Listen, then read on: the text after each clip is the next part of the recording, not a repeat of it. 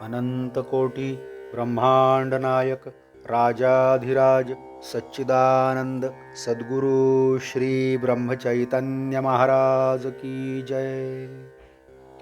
श्रीराम समर्थ. 27 जानेवारी. नाम हा परमात्म्याकडे जाण्याचा राजमार्ग. सर्व साधनात श्रेष्ठ साधन नामस्मरणच आहे, पण त्याचे महत्त्व कळत नाही. ते कळायला खरोखर भगवत कृपाच पाहिजे. आपल्या शरीरात मुख्य जसे हृदय आणि बाकीचे अवयव गौण आहेत, तसे परमार्थात मुख्य साधन नामस्मरण हे आहे आणि दुसरी साधने गौण आहेत. नाम हे मंगलात मंगल आणि अत्यंत पवित्र आहे. आपले जीवन देवाच्या हाती आहे आणि देव नामाच्या स्वाधीन आहे, हे पक्के लक्षात ठेवा. योगात योग करीपर्यंतच समाधान असते, पण नामस्मरणाच्या अनुसंधानात सतत समाधान असते. स्वतः निर्गुण झाल्याशिवाय निर्गुण उपासना होत नाही. तेज दिसणे, नाद ऐकणे या सर्व गोष्टी गुणातच नाही का आल्या?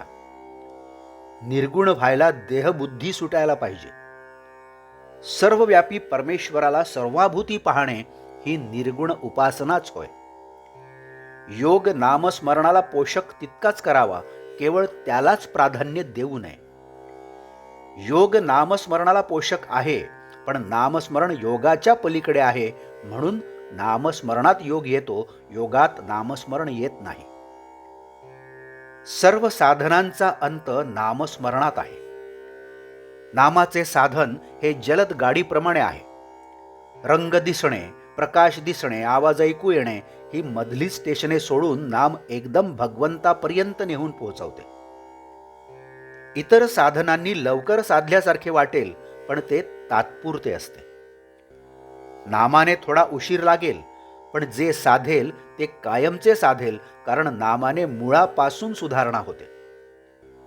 नामस्मरण हा परमात्म्याकडे जाण्याचा राजमार्ग होय. नामात एका आनंदाशिवाय दुसरे काही नाही. नामाच्या आनंदाचा झटका आला की मनुष्य स्वतःला विसरेल. तुकाराम बुवांची वाचा त्यांना अनावर झाली, ती सारखी नाम घेऊ लागली. याचा अर्थ असा की त्यांच्या कल्पनेच्या बाहेर नाम येऊ लागले.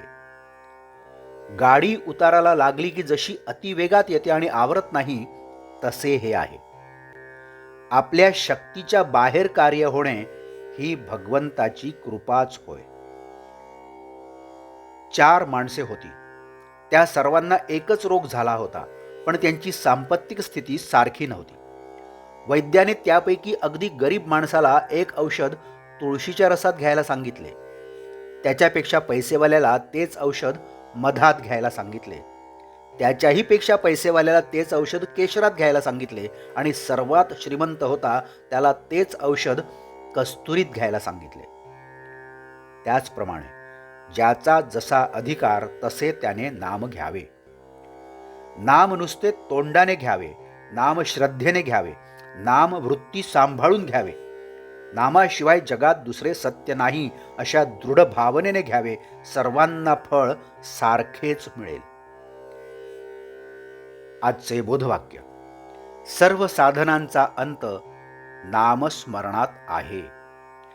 जानकी जीवन स्मरण. जय जय राम. नमस्कार.